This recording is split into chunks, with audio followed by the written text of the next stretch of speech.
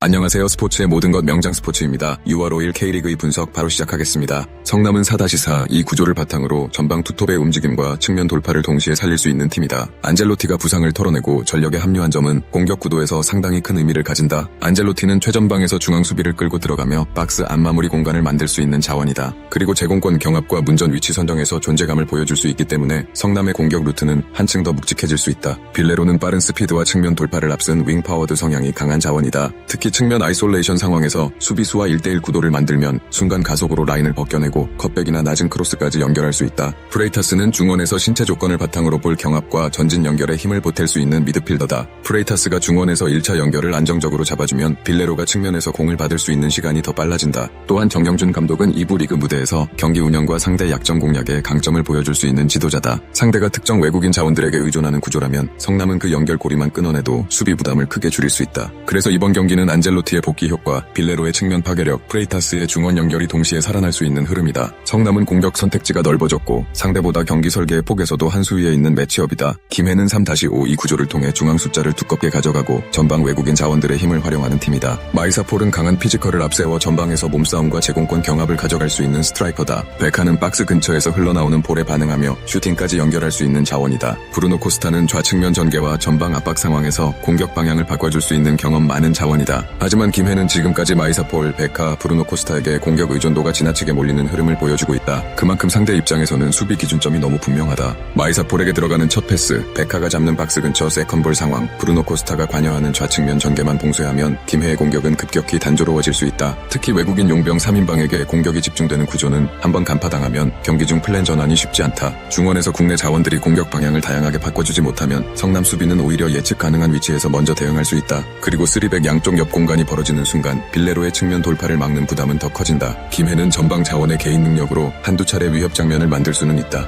하지만 경기 전체를 끌고 가는 전술적 다양성에서는 성남보다 선택지가 부족해 보이는 구도다. 이번 경기는 단순한 전력 비교보다 공격 루트의 다양성과 수비 기준점 설정이 핵심이다. 김해는 마이사폴, 베카, 브루노 코스타 3명의 외국인 자원에게 공격 비중이 크게 몰려있다. 그래서 성남 입장에서는 수비 플랜을 복잡하게 가져갈 필요가 없다. 마이사폴에게 들어가는 전방 패스를 먼저 압박하고 베카가 박스 근처에서 슈팅 자세를 잡기 전 몸싸움으로 밀어내며 브루노 코스타의 좌측면 전개를 터치라인 쪽으로 몰아내면 된다. 이렇게 외국인 용병 3인방의 연결고리를 끊어내면 김해의 공격은 자연스럽게 느려질 수밖에 없다. 반면 성남은 안젤로티가 돌아오면서 전방에서 중앙 수비를 끌어당길 수 있는 힘이 생겼다. 안젤로티가 박스 안쪽에서 수비 시선을 묶어주면 빌레로는 측면에서 1대1 돌파를 시도할 공간을 확보할 수 있다. 빌레로의 측면 아이솔레이션은 오늘 경기에서 가장 위협적인 공격 포인트가 될 가능성이 높다. 수비수가 한 명만 붙으면 속도로 벗겨낼 수 있고 커버 수비가 붙으면 중앙의 안젤로티와 뒤쪽에서 올라오는 프레이타스 쪽으로 연결이 가능하다. 프레이타스가 중원에서 볼 경합과 전진 연결을 잡아주면 성남은 공격 방향을 좌우로 흔들면서 김해의 3백 간격을 계속 벌릴 수 있다. 또한 정경준 감독의 경기 운영 능력은 이런 상성 싸움에서 더욱 중요하게 작용할 수 있다. 상대가 특정 자원에게 의존하는 경기에서는 감독이 어떤 구역을 막고 어느 지점에서 압박을 걸어야 하는지가 승부를 가른다. 성남은 그 부분에서 더 선명한 해답을 들고 나올 수 있는 팀이다. 결국 김해가 외국인 3인방의 개인 능력에 기대는 동안 성남은 안젤로티의 전방 장악과 빌레로의 측면 돌파를 통해 양질의 득점 기회를 꾸준히 만들어갈 가능성이 높다. 공격 선택지와 감독 역량, 그리고 측면에서 만들어지는 1대1 파괴력까지 감안하면 성남 승리 쪽으로 무게가 실리는 경기다. 부산은 4-4 이 기반으로 전방에 크리스찬과 가브리엘을 배치하고 김민혁이 이선과 중원 사이에서 공격의 연결점을 만들어갈 수 있는 구성이다. 크리스찬은 전방에서 상대 센터백을 등지고 압박을 받아내며 공격 전개가 끊기지 않도록 첫 연결을 만들어주는 역할을 맡을 수 있다. 가브리엘은 문전 근처에서 침착하게 볼을 컨트롤한 뒤 마무리로 연결하는 감각이 살아날 수 있는 자원이다. 특히 상대 수비 숫자가 박스 안에 많이 몰려 있어도 한 번의 터치로 슈팅 각도를 만들 수 있다는 점에서 부산의 가장 직접적인 마무리 카드가 될 수 있다. 김민혁은 중원과 이선으로 오가며 패스 방향을 바꾸고 페널티 박스 앞쪽으로 따라 들어가며 공격의 결을 정리해줄 수 있다. 부산은 무리하게 측면 크로스만 반복하기보다 중앙에서 한번 공을 잡아준 뒤 상대 수비와 미드필더 사이 공간을 찌르는 방식이 더 효과적으로 작동할 수 있다. 특히 충남 아산의 미드필더 복귀가 늦어지는 순간 김민혁과 가브리엘이 페널티 박스 앞쪽에서 침투 타이밍을 맞추면 결정적인 슈팅 찬스가 만들어질 수 있다. 크리스찬이 전방에서 수비 시선을 묶고 김민혁이 전진 패스 방향을 열어주며 가브리엘이 박스 안에서 마무리 위치를 잡는 구조는 이번 경기의 핵심 루트가 될 수 있다. 그리고 부산은 공격 숫자를 무리하게 늘리기보다 상대 3선 라인이 늦게 내려오는 순간을 정확하게 노려 박스 근처 효율을 높일 수 있다. 전체적으로 부산은 전방 고정점, 2선 침투, 문전 마무리 능력을 동시에 활용하면서 승점 3점에 가까운 흐름을 만들 가능성이 높다. 충남 아산은 4-3-3 기반으로 은고이와 데니손, 손준호를 중심으로 전방 전환과 측면 공격을 시도할 수 있는 팀이다. 은고이는 피지컬을 활용해 측면에서 공을 지켜내고 수비와의 경합 이후 박스 안쪽으로 연결하는 장면을 만들 수 있다. 데니소는 역습 상황에서 전진 드리블과 마무리 움직임을 함께 가져갈 수 있어 부산 수비가 라인을 올렸을 때 한두 차례 위협을 줄 수 있다. 손준호는 전방으로 향하는 침투 패스와 공격 연결에서 역할을 맡을 수 있고 빠른 전환 상황에서 은고이와 데니손을 살리는 패스 선택을 시도할 수 있다. 직전 경기에서 수원 삼성을 잡아내는 이변을 만들며 분위기를 끌어올린 점은 분명 긍정적이다. 하지만 이번 경기에서 더 중요한 문제는 미드필더들의 수비 가담 속도다. 충남 아산은 수비 블록이 내려앉아도 그 앞을 보호해야 할 삼선 라인이 제때 복귀하지 못하면 수비와 미드필더 사이 간격이 크게 벌어질 수 있다. 특히 중앙에서 첫 압박이 늦어지고 이선 복귀가 지연되면 페널티 박스 앞쪽 공간을 부산에게 내줄 위험이 커진다. 은고이와 데니손이 빠른 공격으로 반격 장면을 만들 수는 있지만 공격이 끊긴 뒤 중원 복귀가 늦어지면 다시 수비 부담이 크게 쌓일 수밖에 없다. 결국 충남 아산은 전방 공격진의 한 방보다 삼선 홀딩 미드필더 라인의 커버 타이밍과 수비 간격 유지가 더 큰 숙제로 남는 경기다. 이번 경기는 부산이 충남 아산의 수비와 미드필더 사이 벌어진 공간을 얼마나 정확하게 공략하느냐가 핵심이다. 충남 아산은 직전 경기에서 수원 삼성을 잡아내며 좋은 결과를 만들었지만 경기 구조만 놓고 보면 미드필더들의 수비 가담 속도는 여전히 불안 요소로 남아있다. 수비 블록이 내려앉은 상태에서도 삼선 홀딩 미드필더 라인이 제때 복귀하지 못하면 페널티 박스 앞쪽 공간은 자연스럽게 비게 된다. 부산은 바로 그 지점을 김민혁과 가브리엘의 침투 타이밍으로 두드릴 수 있다. 김민혁이 중원에서 공을 잡고 전방 패스 방향을 열어주면 가브리엘은 박스 안에서 수비 숫자가 많아도 침착하게 볼을 컨트롤하며 마무리 장면을 만들 수 있다. 특히 크리스찬이 최전방에서 센터백을 묶어주는 장면이 반복되면 충남 아산 수비는 공을 가진 선수와 침투하는 선수를 동시에 관리해야 하는 부담을 안게 된다. 이 구조가 반복될수록 충남 아산의 삼선 라인은 중앙 커버와 측면 지원 사이에서 계속 흔들릴 수밖에 없다. 부산은 측면에서 무리하게 크로스만 올리는 방식보다 페널티 박스 앞쪽에서 한 번 더 패스 각도를 만들고 슈팅 위치를 정리하는 방식이 더 현실적이다. 충남 아산은 은고이의 피지컬과 데니손의 전진 움직임을 앞세워 빠른 공격을 시도할 수 있다. 하지만 공격 이후 볼을 잃었을 때 미드필더 복귀가 늦어지면 부산은 곧바로 박스 근처에서 두 번째 공격을 가져갈 수 있다. 손준호가 전방 침투 패스로 반격의 출발점을 만들 가능성도 있지만 부산이 중원 간격을 좁히고 첫 압박을 제대로 걸면 충남 아산의 공격은 단발성으로 끊길 수 있다. 반면 부산은 김민혁의 패스 선택과 가브리엘의 문전 집중력, 크리스찬의 전방 고정점을 묶어 더 안정적인 공격 루트를 만들 수 있다. 그래서 시간이 흐를수록 충남 아산의 미드필더 체력 부담은 커지고 부산의 페널티 박스 앞 슈팅 기회는 더 자주 만들어질 가능성이 높다. 특히 후반으로 갈수록 수비와 미드필더 사이 간격이 벌어지면 부산은 가브리엘의 침착한 마무리 능력을 앞세워 승부를 결정지을 수 있다. 충남 아산이 직전 경기에 좋은 기세를 이어가려 하겠지만 이번 매치업에서는 중원 복귀 속도와 박스 앞 커버에서 부산에게 더 많은 찬스를 허용할 수 있다. 결국 부산이 김민혁의 전진 패스와 가브리엘의 박스 안 결정력을 살린다면 승점 3점을 챙길 수 있는 흐름이 충분히 만들어질 경기다. 대구는 3백을 바탕으로 전방 3톱의 속도와 침투 타이밍을 적극적으로 살릴 수 있는 구조다. 에드가는 최전방에서 제공권과 등지는 플레이를 통해 공격의 기준점을 만들어줄 수 있는 공격수다. 특히 에드가가 상대 센터백을 등지고 버티며 볼을 떨궈주면 측면과 이선에서 파고드는 자원들이 곧바로 공격 방향을 바꿀 수 있다. 세라핌은 측면에서 속도를 살려 수비 뒷공간을 파고드는 움직임이 강점인 자원이다. 파주가 강도 높은 전방 압박을 걸고 최종 수비 라인을 높게 끌어올릴수록 세라핌이 침투할 수 있는 공간은 더 넓게 형성될 가능성이 높다. 김대우는 중앙 미드필더로서 활동량과 빌드업 연결 능력을 바탕으로 수비와 공격 사이의 흐름을 이어줄 수 있다. 대구는 김대우가 중원에서 첫 전진 패스를 정확하게 넣어주고 세라핌이 넓은 수비 뒷공간을 빠르게 파고드는 장면을 만들 수 있다.